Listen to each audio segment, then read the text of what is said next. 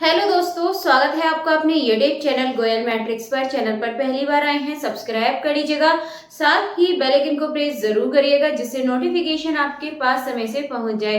तो आज की जो वीडियो है इसमें EMRS भर्ती को लेकर बात करेंगे एंड जो TCT मैथ्स का सिलेबस है इसको यहाँ पर डिस्कस करने वाले हैं। तो जैसा कि आपको पता है वैकेंसी आ चुकी है एंड इसके फॉर्म फिल भी स्टार्ट हो चुके हैं। अगर आपने अभी तक नहीं फिल किया है तो आप लोग कर दीजिएगा एंड अब ये काफी डेट है 25 अक्टूबर तक फॉर्म फिल यहाँ पर होने हैं। तो चलिए फिलहाल इसके बारे में जान लेते हैं। यदि आपका कोई डाउट रहता है, कोई भी आपको कंफ्यूजन रहता है तो यहाँ पर आपकी कंफ्यूजन दूर हो जाएगी, क्योंकि हम बात करने वाले हैं यहाँ पर इसके पैटर्न के बारे में कि कितने कितने मार्क्स का आपसे पूछा जाएगा, क्या इसकी प्रोसेस रहने वाली है। तो सबसे पहले ये आपके सामने यहाँ पर मैंने टीयर 1 एंड टीयर 2 दोनों ही आपके सामने लिखे हैं। कितने कितने मार्क्स के आएंगे इसके बारे में बात करेंगे, तो आपको किस तरीके से अपनी तैयारी करनी है। अब देखिए, जैसे टीयर 1 की बात करें तो जीके जीएस आपसे 10 मार्क्स का पूछा जाएगा। इसके बाद रीजनिंग 15 मार्क्स की, आईसीटी की बात करें 15, टीचिंग एप्टीट्यूड की बात करें तो ये आपसे 30 मार्क्स का पूछा जाएगा। एंड इसके बाद डोमेन नॉलेज, जिसमें आपका डोमेन नॉलेज में और भी चीजें आती हैं, एनईपी वगैरह, इन सब से रिलेटेड 30 मार्क्स का आपसे ये पूछे जाने वाला है। अगर यहाँ पर टोटल देखें तो ये आपका कितना हो गया, यहाँ से यहाँ तक टोटल जो आपका टीयर 1 आएगा वो आपका 100 मार्क्स का आएगा। यानी कि अभी ये भी है, लेकिन जो यहाँ पर काउंट होंगे, जो नंबर यहाँ पे जो आपकी मार्किंग की जाएगी वो 100 में से आपको मार्क्स दिए जाएंगे। एंड ये है आपका English, Hindi and regional language. अब इसको जान लीजिए। आपको यहाँ पर एक तो इंग्लिश देखने के लिए मिलेगी, जनरल इंग्लिश, जनरल हिंदी, जो कि आपकी 10 मार्क्स की होने वाली है। एंड इसके बाद थर्ड है आपका ये रीजनल लैंग्वेज, जो भी आप लेना चाहते हैं, जैसे हिंदी हो गया, रीजनल लैंग्वेज जो भी है आपकी, वो आपकी ये थर्ड लैंग्वेज हो जाएगी। फर्स्ट आपकी इंग्लिश है, सेकंड हिंदी है एंड इसके बाद थर्ड लैंग्वेज, जैसे अगर आप हिंदी आपकी रीजनल लैंग्वेज है तो आप वो सिलेक्ट कर सकते हैं।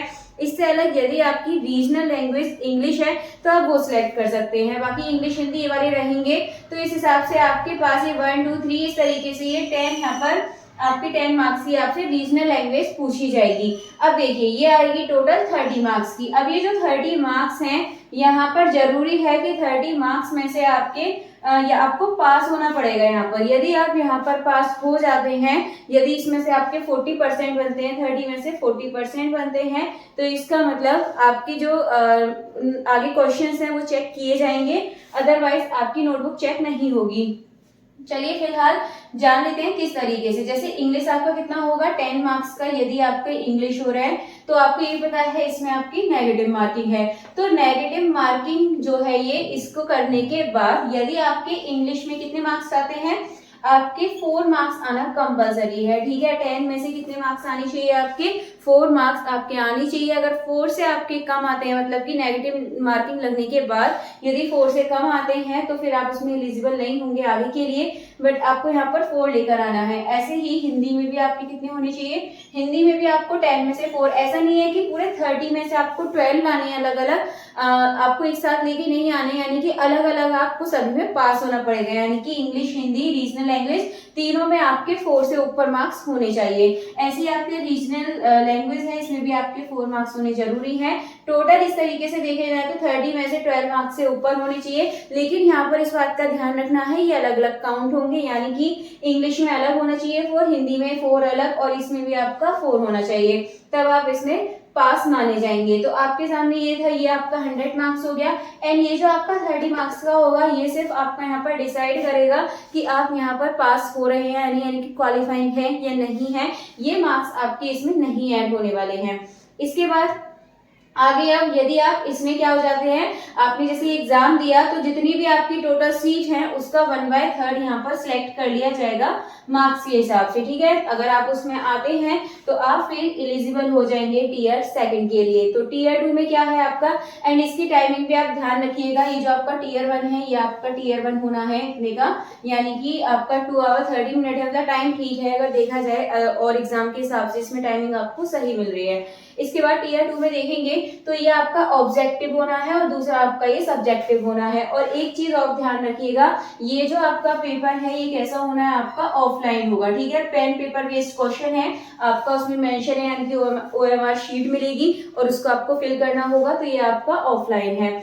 इसके बाद इसमें देखेंगे आप तो ऑब्जेक्टिव पूछे जाएंगे और इसमें कैसे हैं, ये जो सारे क्वेश्चंस हैं आपके टीयर 1 में ये आपका कैसे पूछा जाएगा, ऑब्जेक्टिव है, ठीक है। टीयर 1 तो आपका ऑब्जेक्टिव है, लेकिन जो टीयर 2 है इसमें आप देखेंगे तो ऑब्जेक्टिव एंड सब्जेक्टिव दोनों तरीके के आपसे क्वेश्चंस पूछे जाएंगे। अगर आप ऑब्जेक्टिव देखेंगे तो यहाँ पर आपको 40 क्वेश्चंस ऑब्जेक्टिव के देखने के लिए मिलने वाले हैं। सब्जेक्टिव की बात करें या फिर डिस्क्रिप्टिव की बात करें तो यहाँ पर आपको 15 क्वेश्चंस देखने के लिए मिलेंगे, ठीक है। डिस्क्रिप्टिव में 15 क्वेश्चंस मिल रहे हैं और ऑब्जेक्टिव में 40 क्वेश्चंस मिल रहे हैं। अब यहाँ पर एक बात ध्यान रखना है, इसमें 40 क्वेश्चंस आपका कितने का है, 1 मार्क्स का है, तो इस हिसाब से आपके कितने हुए, 40 मार्क्स हो गए। लेकिन ये जो आपका क्वेश्चन है ये कितने का है, ये आपका 4 मार्क्स का क्वेश्चन है।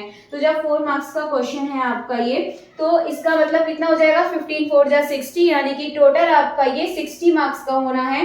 देन 40 मार्क्स का ये हो जाएगा, अगर दोनों को प्लस करें तो टोटल 100 मार्क्स का ये आपका होने वाला है। टाइमिंग 3 आवर रहेगी। तो इस तरीके से यहाँ पर ये पूरा पैटर्न रहने वाला है और ये इसकी प्रोसेस है। तो यहाँ पर मैंने आपको बहुत ही कम समय के अंदर बता दिया है कि आपके पास क्या क्या होना चाहिए। एंड कॉम्बिनेशन आपने देख ही लिया होगा अपने सब्जेक्ट के अकॉर्डिंग, और इससे पहले वाली वीडियो में मैंने बता दिया था। और जो मैथ्स है आपका यानी कि टीजीटी वाला, वो सिर्फ किसमें पूछा जाएगा, आपका टीयर 2 में आपका मेन सब्जेक्ट आपसे पूछा जाने वाला है, ठीक है। इसमें आपका मैथ्स नहीं पूछा जाएगा, इसमें सिर्फ आपका GK GS reasoning ICT teaching aptitude domain knowledge, तो इसमें आपका मैथ नहीं है। एंड पेपर 2 की बात करें कि टीयर 2 की बात करें तो इसमें आपको आपका मेन सब्जेक्ट मिलेगा, मेन सब्जेक्ट से क्वेश्चंस पूछे जाएंगे। जहां तक उम्मीद है एग्जाम पैटर्न से लेकर और इसकी जो प्रोसेस है कैसे कैसे क्या करना है, अभी तक आपको कोई कंफ्यूजन नहीं होगा।